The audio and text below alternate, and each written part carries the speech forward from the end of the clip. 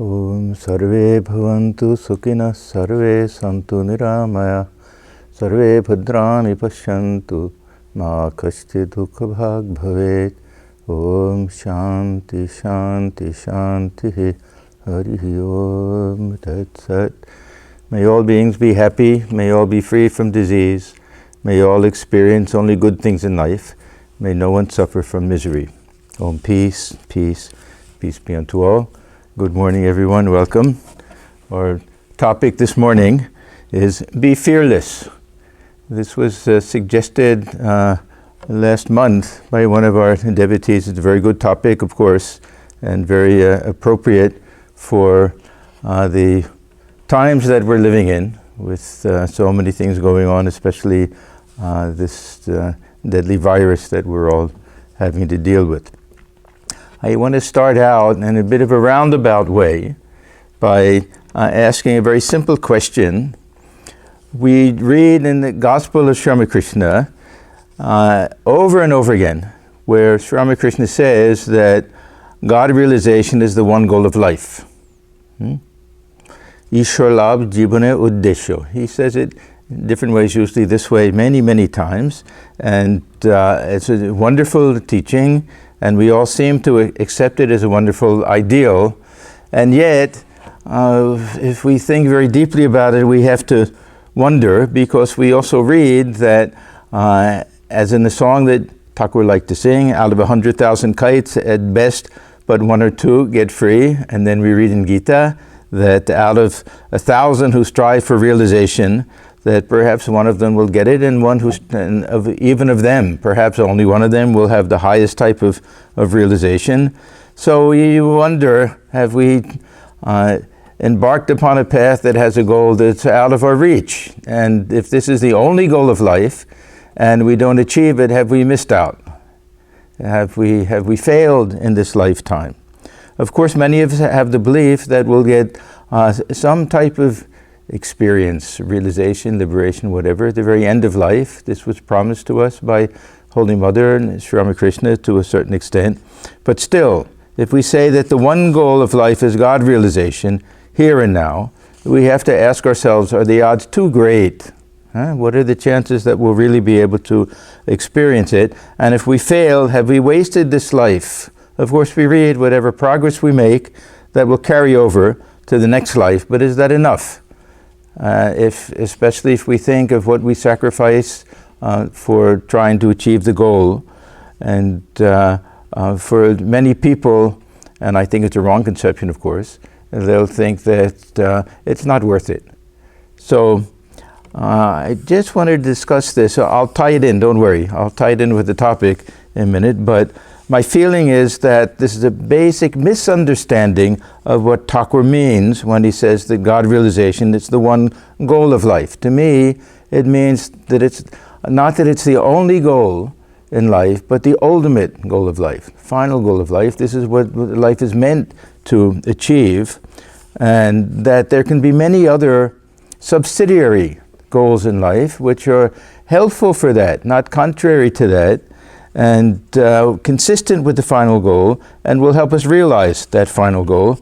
But in addition to that, will bring us tremendous joy and tremendous contentment along the path that will reap the fruits of all of these things, of our spiritual practice.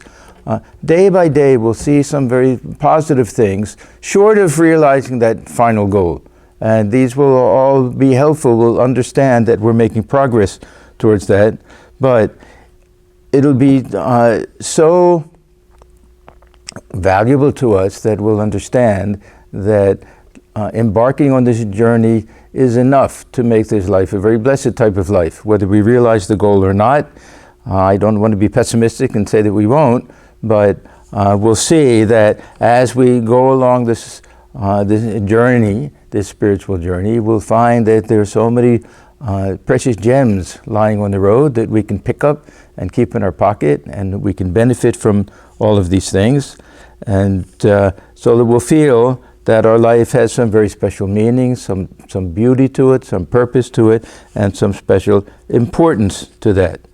So we'll find that as we embark on this spiritual path, that little by little we see that we're learning how to control our anger and our jealousy and our greed and the like, and we're gaining a certain measure of peace and surrender and acceptance and so many wonderful spiritual values. Then there's another way of understanding this idea of freedom. What do we mean? There's moksha. We think of it, of course, in terms of some type of final liberation, but we also begin to understand that our bondage now is to our own mind and to our own passions and to our own attachments and our desires and everything. And we're dealing with a mind that's filled with tamas and rajas. And that the spiritual path, spiritual practice, is meant to purify that mind and make that mind fit for experiencing some type of higher realization, however we understand that.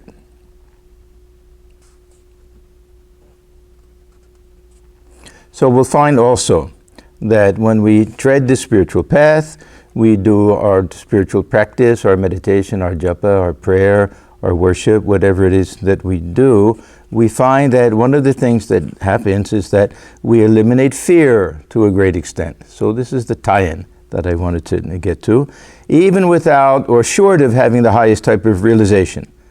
So this fearlessness also comes to us. We don't have to be perfectly God-realized souls to get this state of fearlessness. It's a question of degree. So we'll achieve it to a very large extent through spiritual practice, and it's perfectly consistent with this ultimate goal of God realization, which will bring us to a deeper type of fearlessness. So this brings us to the actual topic today, be fearless. When we go through the works of Swami Vivekananda, we can say that he was really the apostle of fearlessness, and he associated fearlessness with the Upanishads.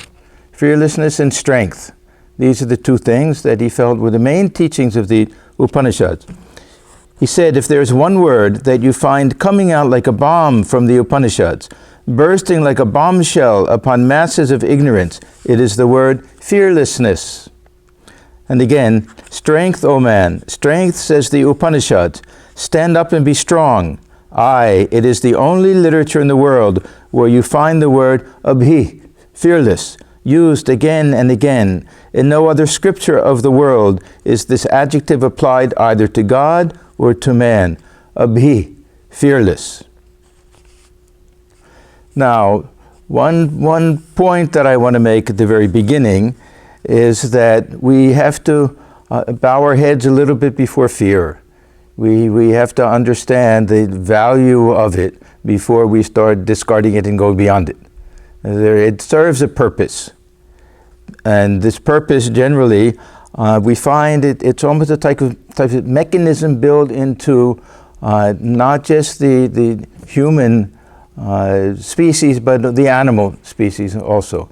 They need a little bit of fear. Hi, Pratibha. That we need a little bit of fear in this lifetime to protect us so that we're not reckless and foolish. Look at the animal kingdom. Each animal knows what other animals to be afraid of. And there are mechanisms by which they protect themselves. They go out in groups, they have camouflage, they can hide in different places. So they all have their techniques to prevent them from some type of danger. So we also have that. The point that I want to make is, at the very beginning, we have to make a very clear distinction between being fearless and being reckless and being foolish. So we don't want to mistake foolishness and recklessness for boldness. There are many bold people who are simply foolish people that are putting themselves in harm's way for no reason whatsoever. So let's take a good example of today's present situation with this COVID-19. So we have one person who says, yes, I'm not afraid of this. A very fearless, bold type of person. What do? They won't wear a mask.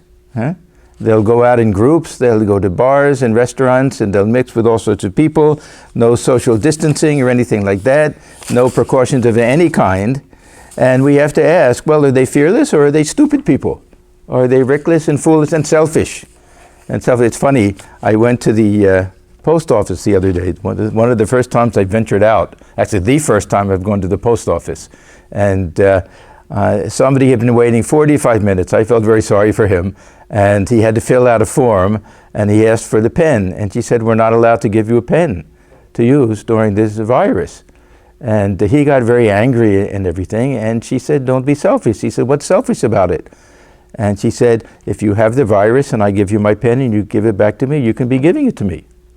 She was very nice about it. She explained it very nicely. So there's something not just reckless and foolish, and we can say that, oh, well, it's my prerogative, that I have no fear of this. If I die, I die. But we have to think of other people also. Now take a second person who takes every precaution, who will wear a mask, will do social distancing, understands all the risks and dangers, and because of that is not consumed by fear. This is a different type of fearlessness, and it's based on a healthy respect for the lethal nature of this virus and for the lethal nature of any danger that we have to face. So we have to be sensible people, we have to take precautions, we have to recognize where fear is a helpful thing to us, it's a warning for us, but we don't want to be consumed by fear, and we don't want to spend every second in a state of fear. And I'll include within fear this idea of anxiety and worry.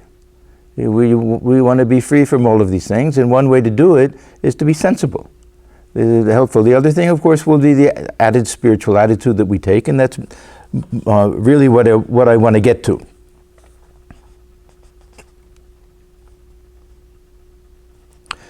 Now, there are certain things that precautions will do nothing about, won't help us at all. There are certain issues that are inevitable in life. We all have to face this loss of youth. We have to face old age.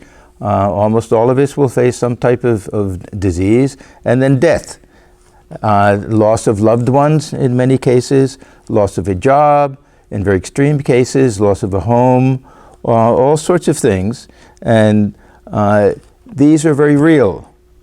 And in order to not be afraid of these things, we have to understand them and accept them, but we have to really examine what is the deeper cause of fear in our lives. We can't say, well, the cause of fear is the external thing, because fear, it's an emotion, it's a feeling, it's a reaction of the mind. So the deeper cause will have to be in the mind itself. We try to understand what is causing us to be fearful, to be anxious and worried all of the time. So we have to look for this mental side, but more than that, spiritual side. What is the spiritual basis? How do we get grounded in some deeper spiritual attitude and understanding so that we're not consumed by fear? What type of priorities do we need in life, so that we're not so much concerned with these other types of things? What is the source of strength that we have, which will allow us to face danger without being consumed by fear? So, I want to start by turning to a text that was written by a very important philosopher, Bhartrihari. Bhartrihari, he belonged to the 5th century AD, and he made tremendous contributions in the field of grammar. We would think, well, what is grammar? This is not a very spiritual thing, but this also takes in language philosophy, and then this idea of Shabda Brahma, how we can think of Brahman in terms of sound and the word and all of that. So he made great contributions in that field, but he's really known and beloved for 3 different texts which he wrote called Shatakams. The Shatakam means that it's a work that's composed of 100 different verses, and the most important of these is the Vairagya Shatakam. This is 100 verses on renunciation or dispassion. We'll get to what we mean by Vairagya. And Swamiji himself was very fond of this text. There were 8 particular verses which he selected. If we look at Sister Nivedita's unpublished notes of some wanderings with Swami Vivekananda, we find that in the mornings he would have classes with Sister Nivedita, and Who else was there? Josephine MacLeod, Sarah Bull, and Sister Nivedita took notes. And during one of these, Swamiji was going over some of his favorite verses from this text, Vairagya Shatakam. And I'll read this because he gives a free translation. And then on a second time, he actually wrote a letter to Sarah Bull, and he also quoted from this verse. I'll read the verse and both translations because they're a little different. Swamiji did it on the spur of the moment without thinking about it so much. So it starts at Bhoge Roga Bhayam Kule Chuti Bhayam Vitte Nari Palad Bhayam Mane Dainya Bhayam Bale Ripu Bhayam Rupe Jaraya Bhayam Shastre Vadi Bhayam Gune Khala Bhayam Kaye Kritantad Bhayam Sarvam Vastu Bhayanvitam Bhuvi Naranam Vairagyam Eva Bhayam. So, Bhoge Roga Bhayam. And enjoyment is the fear of disease. He goes through all of the... It's really very well thought out. He covers most of the main sources of fear that we have. In enjoyment is the fear of disease. In high birth, the fear of losing caste. So, pride. In wealth, the fear of tyrants. So, rich people are always guarding their money. In honor, the fear of losing it. In strength, the fear of enemies. In beauty, the fear of the other sex. Now, Swamiji will translate this one differently. It really says, Urupe Jaraya Bhayam, fear of losing it, of losing our good looks through old age. Yes. In knowledge, the fear of defeat. In virtue, the fear of scandal. In the body, the fear of death. In this life, all is fraught with fear. Renunciation alone is fearless. So this is what Nivedita took down. She could have written it down wrong also. That's also possible. But in the letter that Swamiji wrote, he says, in wealth is the fear of poverty. In knowledge, the fear of ignorance. In beauty, the fear of age. So this is old age. In fame, the fear of backbiters. In success, the fear of jealousy. Even in body is the fear of death. Everything in this earth is fraught with fear. Then he changes the last line. He alone is fearless, who has given up everything. So that'll be this Vairagya. So now we have a simple formula. Swamiji always liked to do this, that if we can find one ultimate cause, then we've reached the end of our search. If we find that each one has a separate cause, then we try to find something in common with that. So it's a very simple formula. If we can practice this Vairagya, we'll get rid of all different types of fear. And of course, this is not surprising. This is the name of the text, after all. The whole thing is about Vairagya. Renunciation, I sometimes think that dispassion is a better definition, but very often it means renunciation. Vairagya, giving up the world, taking to monastic life, having no possessions, whatever we read in the Song of the Sannyasin, sleeping under the stars at night, begging or food, all of these things. This, of course, is a type of external Vairagya, the taking of monastic vows. Now, is this all that it means, though? We know that we can do all these external things if we have internal attachment. Internal attachment, then we'll have fear also. And does it mean that we should give up this world because of fear? That we give up our possessions because we're afraid of losing them? What type of renunciation is that? That we give up family and friends because we're afraid that they may pass away before us? We may be afraid that we'll be too attached to them. We avoid the company of others. We're afraid that they may criticize us. This is an example of a very false type of renunciation. In the Gita, we have almost a definition of this as a rajasic type of renunciation. We read, this is Gita 18:8. Dukham ityeva yat karma kaya klesha bhayat tyajet sakritva rajasam tyagam naiva tyaga phalam labhet. Those who withdraw from the world, who renounce the world, turn their back on the world and on their worldly duties. Why? Because of fear. Kaya klesha bhaya. fear of any type of suffering, physical suffering.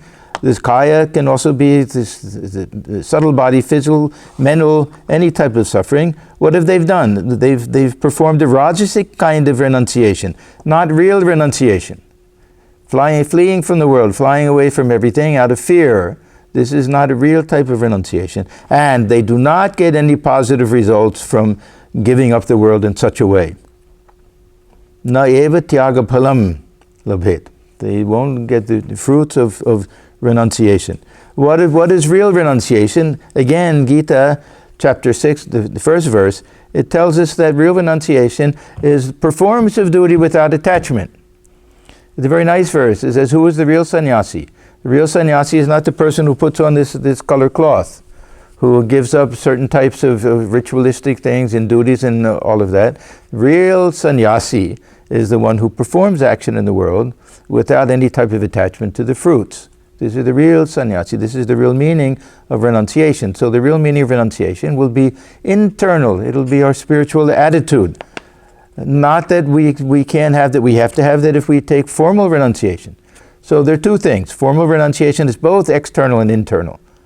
And the renunciation of the householder is internal. What is the common thing? Internal. So the external is not as important. Internal is more important. As I say, real renunciation, where we give up these things, this of course has a tremendous effect. That those who live in the world without owning anything. It's one thing to live in the world with possessions and say they don't belong to me. And it's another thing to have no possessions. There is a type of freedom that comes from that. There's no question about that. There's a freedom not just from fear, but attachment, from bondage, from everything. That makes us feel nothing is, we're not attached to anything. There's a tremendous sense of freedom from that. But we're interested now in this attitude of mind, to be like a King Janaka, to have a whole kingdom and yet not be attached to that. Janaka, there's a story they tell that the kingdom, Mithila, was in flames. And they said, don't you see, he's old burning. He wasn't the least bit concerned.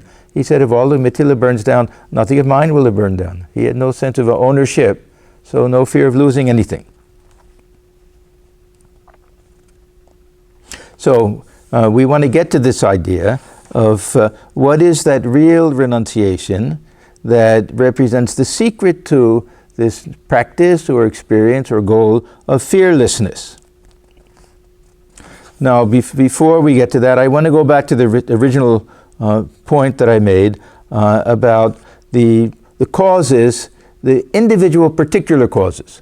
Not our attachments and everything, but the things that cause anxiety and worry in today's context, especially in the context of this pandemic. Because now we have a set of fears that we didn't have, at least to the same extent, even 6 months ago. Fear of death, obviously. This is a time when even young people can be afraid that they'll get this virus and they won't survive. We know that their chances of survival are better, but we see so many cases of young people without any other ailments or disabilities or anything succumbing to this. So there's fear of death, and because of the finality of it, that this fear of death involves so many other things. One is the fear of dying. There will be many people who say, no, I'm not afraid of death, but this fear of dying. What would that experience be like? We see sometimes people gasping for breath. It's very sad to have to look at that. Then there's a very odd type of fear, which I don't fully understand, but seems to be very common. And this is that when people die, they'll miss things. They'll miss things. I see this so much in people that I know and love and everything. They say, oh, how much they're missing. That they could have seen the grandchildren going up and graduations and this and that and all these things. They're so sad that they're missing that. I somehow don't have that conception that I'll be sitting somewhere thinking, oh, if I could only go back down again, I could see this and that. I don't have that feeling. But this is a very common thing. Then this fear that we may die alone. This is a new thing because of this virus. How many people are isolated? The loved ones can't be there. How many horribly sad images do we have of people in nursing homes standing outside the door so that parents and grandparents inside could look out and even see them? They can't go in and give them a hug even. And then this fear that dying alone, that what type of even funeral will there be? What type of burial, cremation, or anything like that? Maybe the hospital will have to do it. So it gives the whole host of different fears that come along with this. And then there's loneliness. This is a terrible problem in today's society, and even greater now because of this shutdown, but even in ordinary times, that modern people have lost this ability to enjoy their own company. And it's very surprising because we're so isolated and alone and separated from people, even to the extent where two friends can be in a room together and they're just looking at their phones and texting each other. It sounds funny. But being alone means constantly hooked up to some type of screen where we see Twitters and tweets and Facebook things and all of that. It's a great art to be able to enjoy one's own company. And it seems to be lost to a certain extent. So it's a cause of fear for many people, this fear of loneliness, that they'll be left alone in life. This is, I have to say, one great advantage to monastic life. That the monk has to love solitude. I don't remember, but years ago I read a Buddhist poem that something like wander alone in the jungle like the rhinoceros, something like that. All alone, this joy of being alone, this Atmarama state. If anyone can learn to cultivate that, then this fear of being alone is nothing. Being alone means being with God. I love this solitude. When I was in my college days especially, I couldn't bear the company of people. I would run away from them. I would go in my little apartment and lock the door and be all alone and breathe a sigh of relief. Then I'm just there with my Thakurvan Swamiji and everything. It was a great joy. But this fear of loneliness, I understand it. This losing that loving touch of human contact that this isolation from this virus has brought to so many people, even parents and children. I hear of cases where, they don't even see their children. Children are afraid they'll infect the parents and everything. So, and nothing to look forward to. So this is the loneliness. This is also a great source of modern day fear, I would say. Then in general, we have this fear of losing our youth, our vitality, our faculties, our senses, our mind. Now we live longer now than people used to, so this dementia, Alzheimer's disease, these things are very frightening. And some people have a tremendous fear of that they'll lose their faculties that way. They'll lose their sight, their hearing, all of these different things. Old age is something that in many societies brings along with it tremendous amount of respect. And in the traditional societies in India, and I'm afraid it's being lost in India also, but it was lost here a long time ago, that the older you get, the more respected and valued you are in society. This is how it should be. And in our monastic communities, it is this way. We do honor the senior sadhus and have tremendous love and respect for them. But there's this fear of being cast aside, tossed aside. We get older, we become a burden on the kids. Even in India now, as I say, these old age homes, retirement homes and everything, they're very, very popular. There was a time when people couldn't imagine that parents and grandparents and everything, they would always be kept at home and looked after. But the society changes. Now it's so common for both husband and wife to be working, and nursing facilities are so much better. So things have changed like that. But there is this fear that comes with old age that we won't be valued anymore. This is a great source of fear for many people. Now, there are certain fears that most of us don't have to worry about, but are tremendously real for many people. who are living near the poverty line.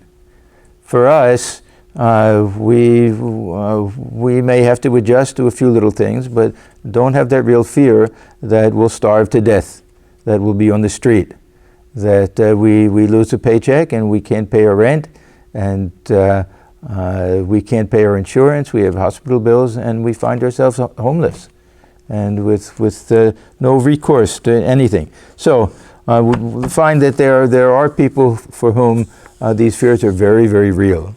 And then for us, those of us who are, by God's grace, better off, most of the fears we'll find go back to attachment and ego and vanity, all of these things, and this will be the real secret to renunciation, to giving up all of these things. So I would say what Bhartrihari says is very insightful, and it really rings true, that the remedy for fear or anxiety or even simple worry, when it becomes excessive, when it becomes debilitating, is renunciation. That means letting go. Letting go, surrendering, accepting, however we understand it. There will be different ways to understand it. And what is the real reason for this? Because the real cause of fear is something very deep. As I say, these are all external causes of fear, but it is really the attachment, the feeling of separation from others that we have, the selfishness and sense of false identification with the body, not only with the body. Our false identification is with, our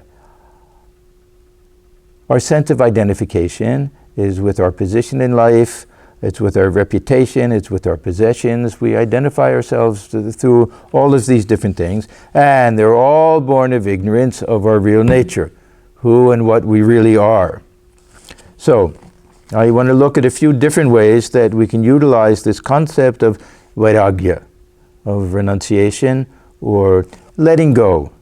Letting go of false concepts, letting go of attachment, letting go of desires, all of the things that we can see ultimately are the underlying cause of this state of fear and worry and anxiety that we have to face.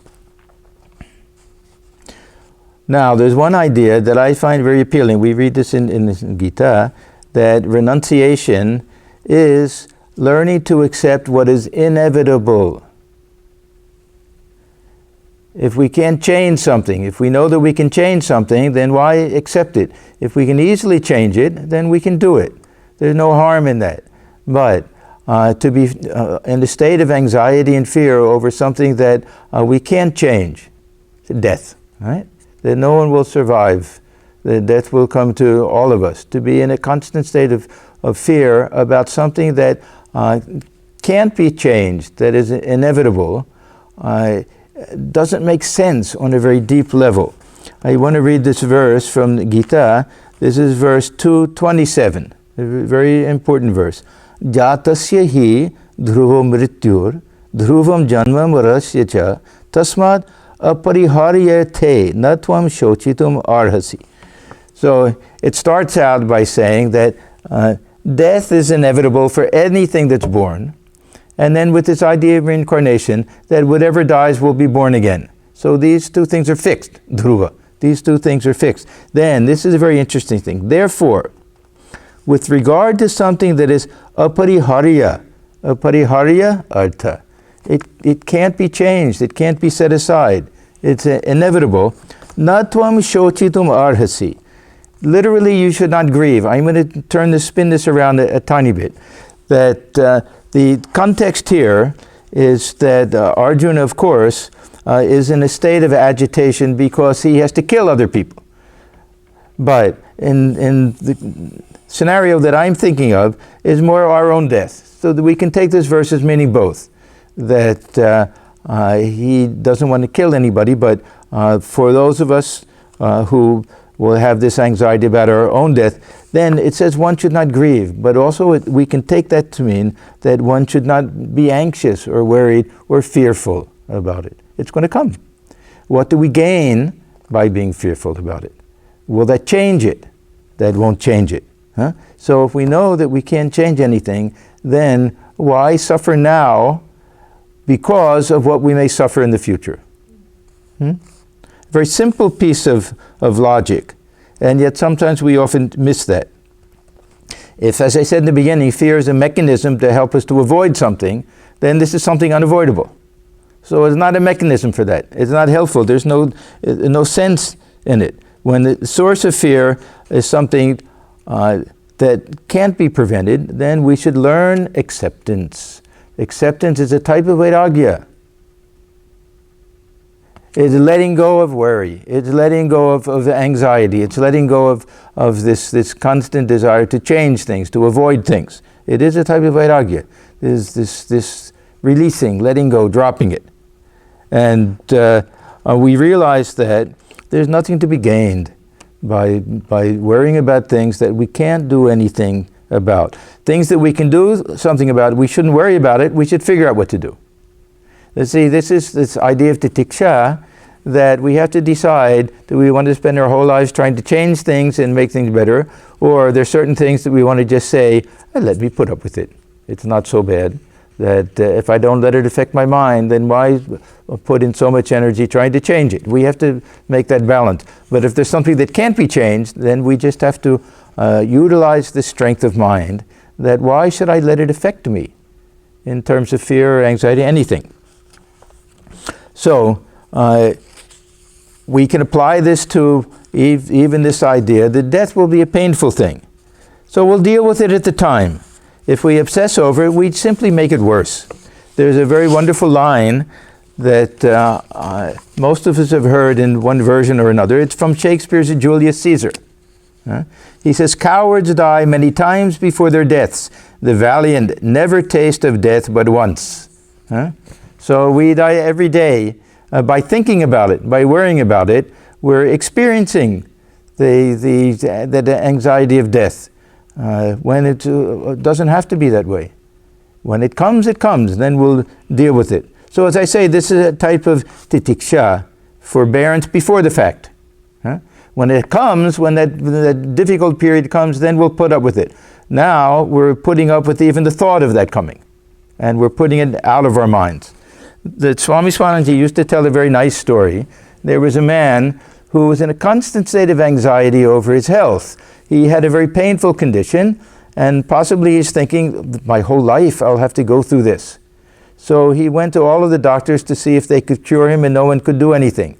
So his mind was in this constant state of agitation and fear. Finally he went to a fortune teller, and she had her crystal ball, and she looked into it, and she said, you don't have to worry, that you'll suffer from all of this for another 10 years. So he was very relieved. And he said, then after 10 years, what will happen? And she said, after 10 years, you'll get used to it. Yeah. So if we can learn to simply accept things, to get used to it. This is life. Very often people will say that you complain about things and they'll say, get used to it. It sounds a little cold, but it's a good teaching. Get used to it. And we find that there are so many things that we simply get used to, and they disappear for us. There are people who have certain types of ailments. They'll have back problems, they'll have this, they'll have that. And you'll ask them, oh, how is it today? They'll say, I didn't really think about it. Yes, it hurts. But it doesn't bother me. I don't think about it. I've had it my whole life. It doesn't bother me anymore. So this is that type of titiksha, and we do it in advance. We say, okay, it may come in the future. I'm not going to worry about it. So this is the acceptance of the inevitable. And this also brings us to something which I will call surrender. And surrender comes in different shapes and different forms. One is because of some belief in karma. That it's my karma, what can I do? So there's that type of inevitability. Not that I can't change my karma, not that I can't, I want to be a slave to it, but it leads to acceptance. It's just a good spiritual attitude. I'm going to bring in Swami Swananji again. I've told this story many times, but it impressed me so much. We were, one of my visits back to Hollywood, after I'd moved to Washington, D.C., in the beginning I used to go every year. I would go for about a month. in the first few years, or maybe 2 weeks, something like that. He said come back for a month, I think a couple of weeks. And I would spend some time in Trabuco, some time in Hollywood. I would go for walks with Swami Swananji at that time. Now, his health was starting to get very bad, and the couple of attendants that he had were no longer with him. I don't remember if one was a monk, he got transferred or went to training centers, something like that. Now, normally, there would be this fear that now I'm old, who's there to look after me? What if I fall and there's no attendant there? What will happen? So I asked him that, are you worried? Are you concerned? I said, I don't think I put it that way. I said, it seems such a shame that at this stage of your life that there's no one to look after you and to help you. And with like a little child, so innocent and everything, he looked at me and he threw up his hands and said, it's my karma, what can I do? And you can just see that not the slightest trace of worry in his face, or anxiety, certainly not fear, nothing like that, because of this acceptance. He accepted it. Why? Did he really believe it was his karma? I don't know. I mean, certainly he didn't do anything in his life. He led such a pure life that would lead to any bad thing happening. But it just meant he was practicing acceptance. It doesn't have to be exactly karma. For the devotee, it'll be the will of God. This is the other way to practice this type of acceptance, that mother is doing all of this. And if mother is doing it, then it's nothing that I should worry about. I should be happy. She won't let anything happen to me which isn't ultimately, in a spiritual sense, for my welfare.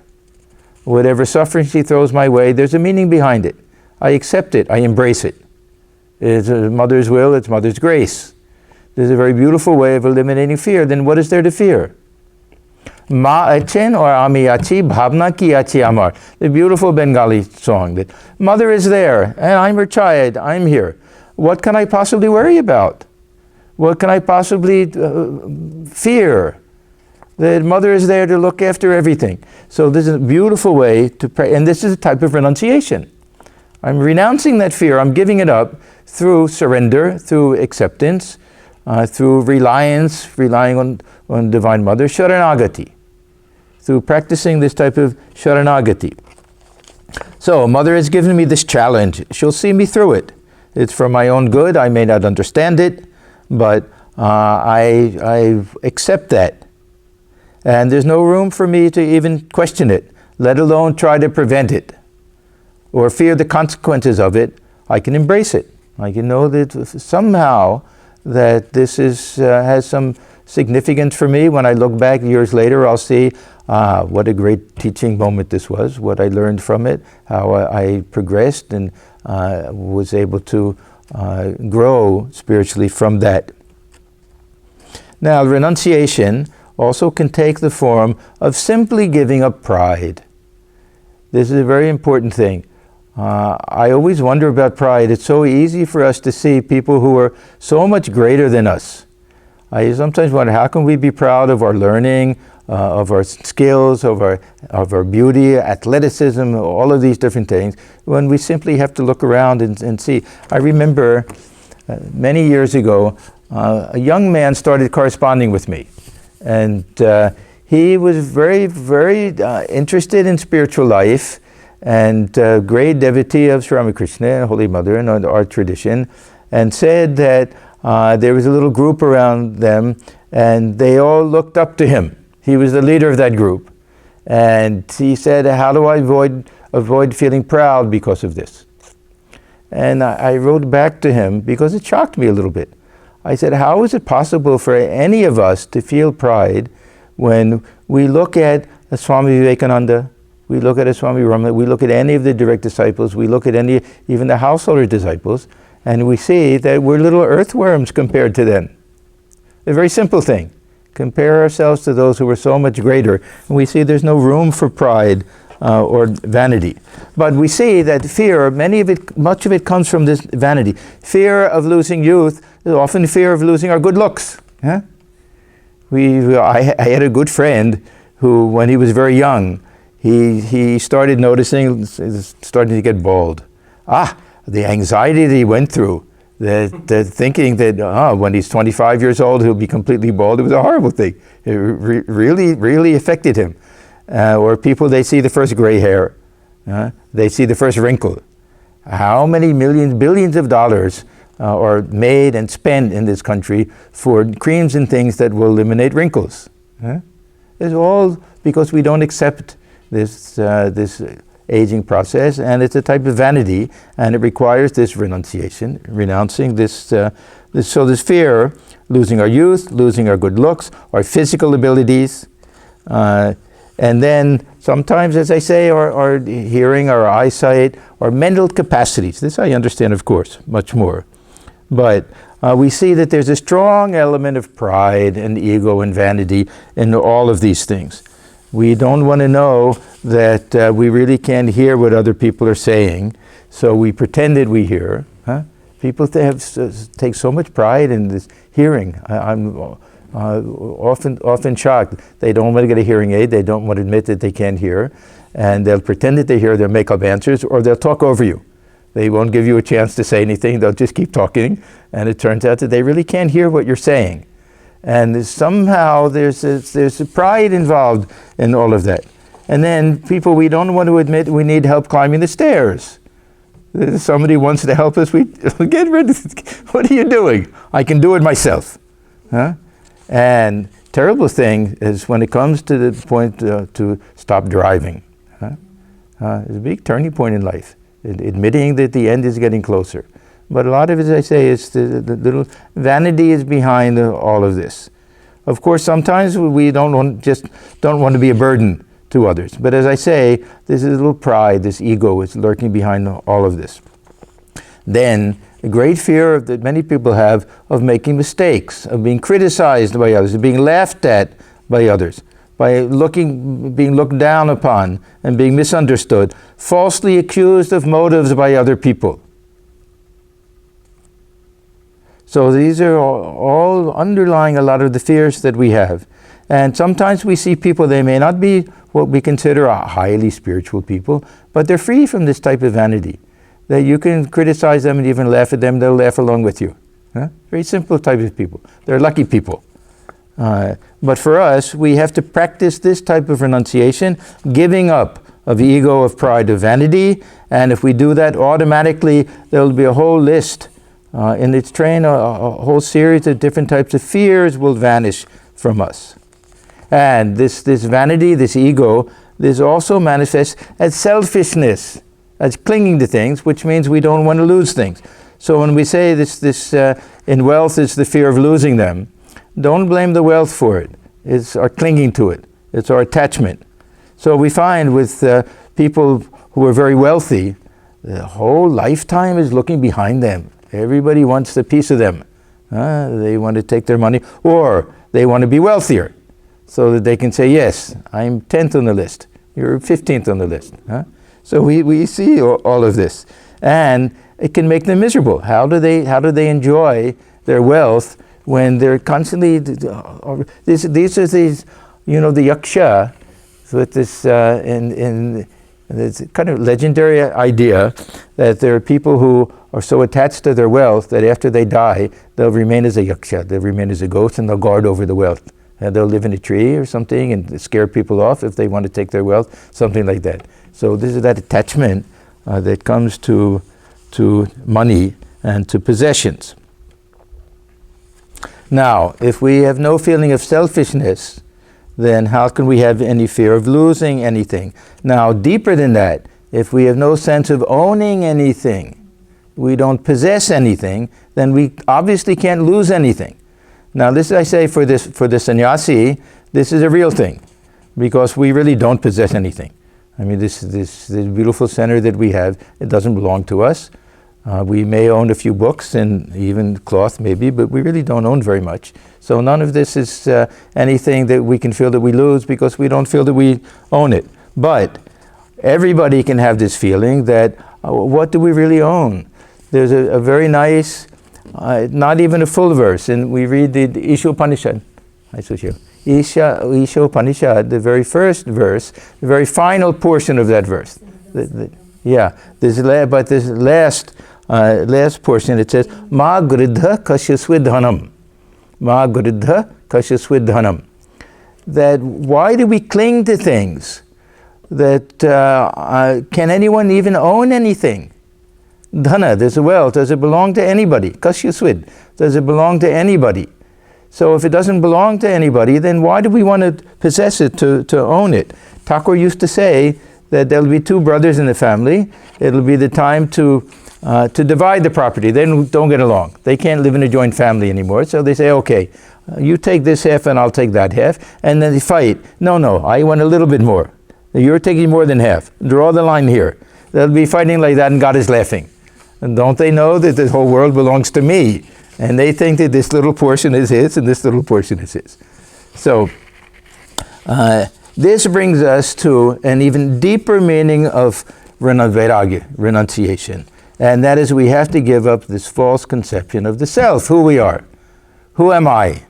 This idea that I am this individual who owns these things, who has these personality traits, who has all of these good qualities, bad qualities, whatever they are, that this false identification with the body, mind, and the senses, and as I say, even outside of that, with our possessions, with our reputation, with our learning, with our skills, with all of these things, it's a false identification.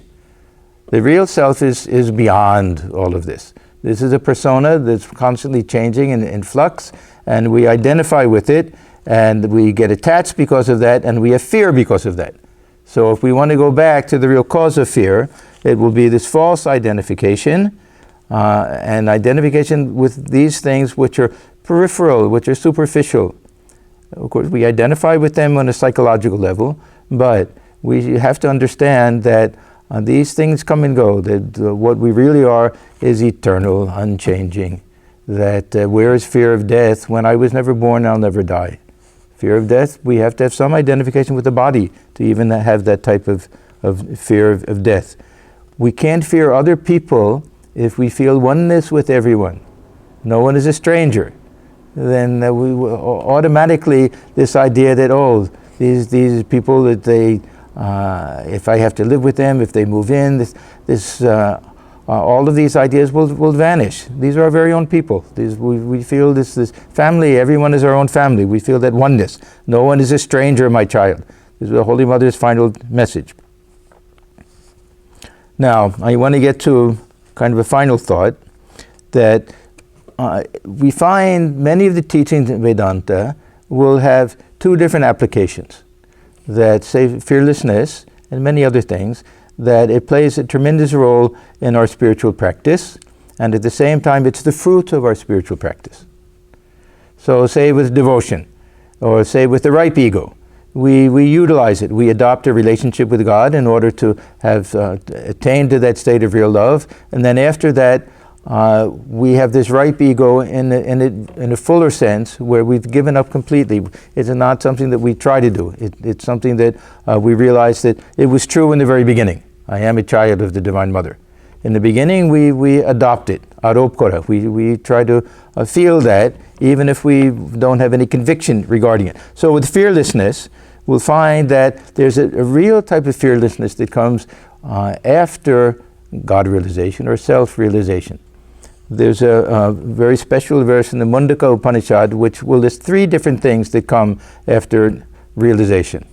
One is this Hridaya Granthi, the knots of the heart, they get untied.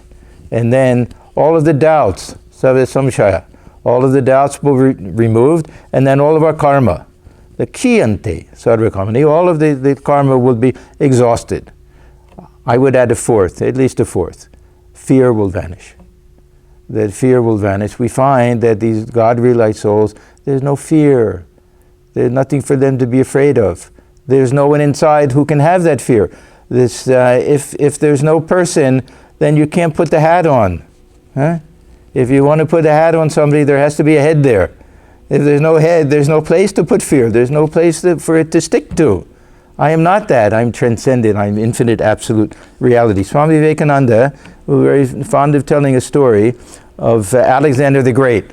When he came to India, he happened to meet a great sadhu, a highly realized soul, And he was so impressed that he told the sadhu, I want to take you back to Greece and show people what a real spiritual man is like.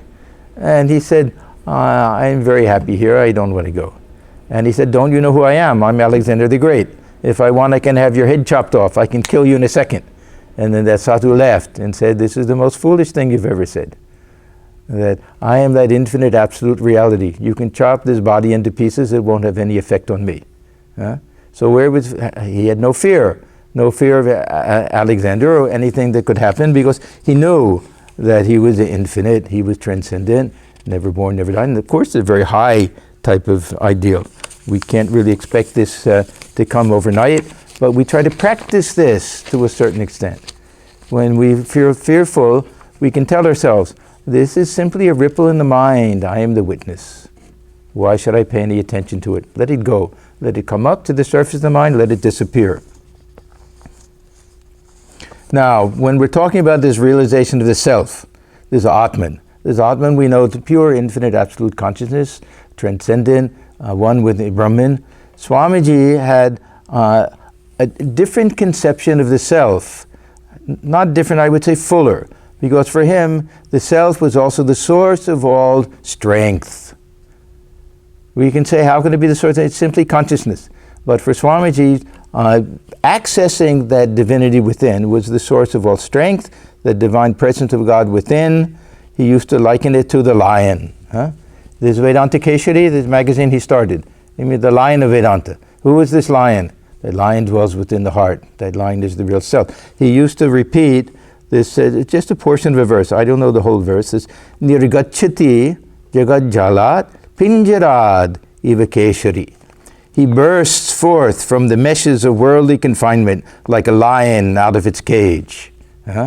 This is the fearlessness of the God-realized soul that will just break out like a lion. Can't be confined to anything. The self can't be confined to this little body. So for Swamiji, the self was the source of all strength. And another beautiful incident, when he was in this Taylor Park, National Park, Taylor Park. It's in San Francisco area, very near Olima. If you go to Olima, you'll pass by. And he was there with some of the Western disciples, devotees, and they were sitting for meditation. And he said, you may meditate on whatever you wish. I shall meditate on the heart of a lion. Then he says that gives strength. So what does it mean, the heart of a lion? To feel that the infinite power and strength and fearlessness is our real nature. Sometimes we'll find, and I'll close with this, that the secret to fearlessness is simply facing our fears. We face it headlong, and we see what's in it. And sometimes we realize that, oh, I can go beyond that. I can get through that. It'll be okay. So I'll finish here with reading a description of an incident that took place in the life of Swamiji in his own words. Once, when I was in Varanasi, I was passing through a place where there was a large tank of water on one side and a high wall on the other. It was in the grounds where there were many monkeys. The monkeys of Varanasi are huge brutes and sometimes surly. They now took it into their heads not to allow me to pass through their street. So they howled and shrieked and clutched at my feet as I passed. As they pressed closer, I began to run. But the faster I ran, the faster came the monkeys, and they began to bite at me. It seemed impossible to escape, but just then I met a stranger who called out to me, "Face the brutes." I turned and faced the monkeys, and they fell back and finally fled. That is a lesson for all life. Face the terrible, face it boldly. Like the monkeys, the hardships of life fall back when we cease to flee before them. If we are ever to gain freedom, it must be by conquering nature, never by running away.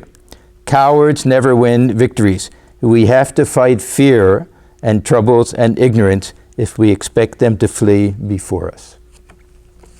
So, this is our message for today. Let us try to be fearless and hope that we can realize that state where we realize the real nature of the self is fearlessness. This was one of Swamiji's great teachings. Okay, I'll close with a chant. Om Sado Ma Sadgamaya Tamaso Ma Jyotirgamaya Mrityorma Mritam Nagamaya Aviravir Medhi Urudrayate Dakshanam Mukham Tenamam Pahi Nityam. Om Shanti Shanti Shanti Hari Om. That's it. Lead us from the unreal to the real. Lead us from darkness to light. Lead us from death to immortality. Light us through and through, O Lord, and protect us evermore with thy compassionate face. Om. Peace, peace, peace be unto all. Thank you, everyone.